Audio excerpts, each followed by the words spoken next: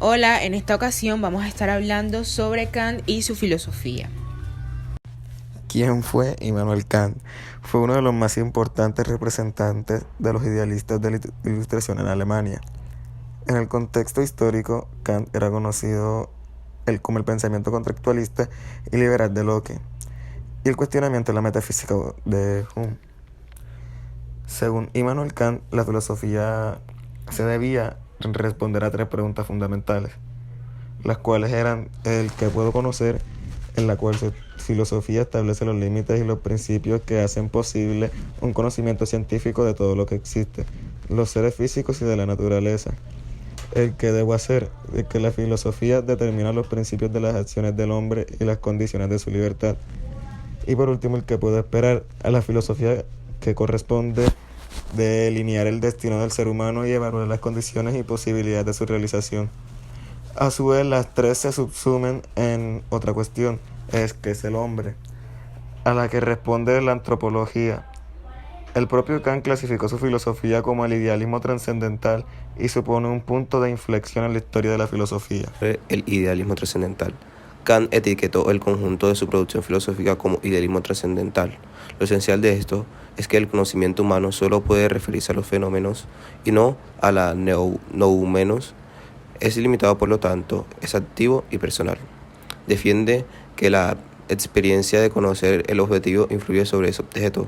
Este nunca se percibe, por decirlo de alguna manera, sin filtro, porque el filtro es la mente que lo percibe. Por ello, a menudo se ha visto en el idealismo trascendental una forma de relativismo y subjetivismo. Ambas ideas tuvieron una repercusión decisiva en el desarrollo de la filosofía posterior. Kant, el giro copérnico en la filosofía de Joan Solé, formó parte de la biblioteca Descubrir la Filosofía, que dirigió Manuel Cruz. A priori, a posteriori.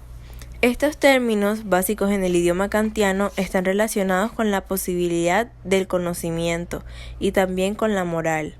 En el primer caso, el término a priori se aplica a todo aquello que no procede de la experiencia, sino que tiene que ver con las facultades propias del sujeto cognoscente. De ese modo existen juicios a priori, que son verdaderos sin necesidad de recurrir a la experiencia. Que el todo, por ejemplo, es mayor que las partes es un juicio evidentemente verdadero sin que haya que medir ni el todo ni las partes.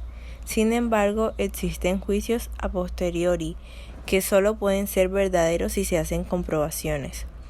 De nuevo, los primeros son universales y necesarios, no así los segundos. La extensión de las características de los juicios a priori en el ámbito de la moral dará lugar al imperativo categórico. En la filosofía anterior a Kant se aceptaba la realidad de un sujeto que conoce y de otra ajena a él, que es conocida. Kant sitúa al ser humano en el centro y dice que ese sujeto que conoce lo hace de manera activa y que de alguna manera filtra y modifica la realidad que está conociendo. Kant y la ética formal. La ética puede ser de dos tipos, material o formal. Material es cuando tiene diversos contenidos. Son empíricas porque esos contenidos proceden de la experiencia. Tienen preceptos condicionales abocados a conseguir fines y son heterónomas.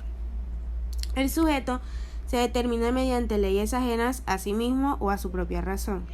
La ética de Kant la rechaza el contenido que le puede otorgar la experiencia, la determinación que establezca unos fines o cualquier entreextremo al sujeto. Kant es un tipo formal y su ética también lo es. La ética kantiana no tiene fines y no determina lo que debemos hacer. La ética de Kant se centra en cómo debemos actuar y cómo hemos de actuar. La respuesta es por deber. Una acción hecha por deber tiene su valor moral, no en el propósito que por medio de ella se quiere alcanzar, sino en la máxima por la cual han sido resueltas. La ética kantiana no tiene fines, no determina lo que debemos hacer. Un filósofo trascendental, efectivamente, lo fue y así lo ha demostrado el devenir del pensamiento. Pero además de serlo y de usar la palabra para definir toda su producción, como hemos visto, Kant la aplicó también a diversas ramas de sus estudios. En la crítica de la razón pura, Kant diferencia entre la estética trascendental, la analítica trascendental y la dialéctica trascendental. La estética trascendental se centra más que todo en la sensibilidad y su papel respecto a la posibilidad del conocimiento. Concluye que las variables tiempo y espacio son formas a priori de la sensibilidad. Para que algo pueda ser percibido por el sujeto, debe ser sometido y reducido a esas condiciones de la sensibilidad, del tiempo y del espacio. Por otro lado, la analítica trascendental, ya no hablamos de sensibilidad, sino de conocimiento. Este se realiza a través de conceptos. Algunos, que son los empíricos, proceden de los datos de los sentidos, pero otros son a priori, es decir, que son puros. A estos, Kant los denomina categorías y los define como aquellos conceptos que hacen posible pensar los objetos. Por último, tenemos la dialéctica trascendental, la cual se centra en la razón y en la posibilidad o no de la metafísica.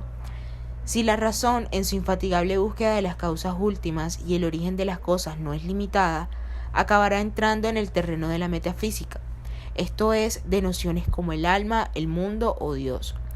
Por último, Kant concluye que la metafísica, como conocimiento de las realidades, va más allá de la experiencia y es imposible, pues las categorías solo deben aplicarse a los fenómenos, a los datos obtenidos de los sentidos. Categorías en detalle. Las categorías son un tipo de conceptos de los que hacen posible el entendimiento. Hay dos, los generados a partir de la experiencia y otros innatos, a priori las categorías.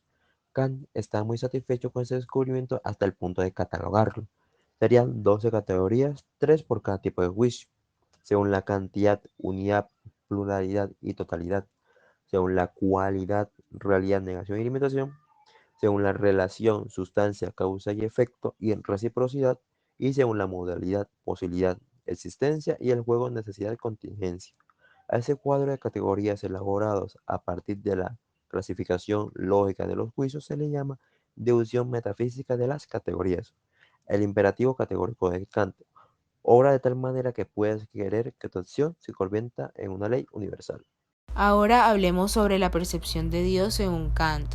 Lo primero que debemos decir es que Kant examinó y criticó los argumentos tradicionales que demostraban la existencia de Dios en la crítica de la razón pura. En ese mismo libro había puesto de manifiesto la imposibilidad de la metafísica como ciencia, y se entiende de las materias de las que éste se ocupa, del alma, de la inmortalidad y de Dios. Pues bien, Kant parece decir a continuación que con Dios hemos topado, y nunca negó su existencia ni la de la inmortalidad del alma.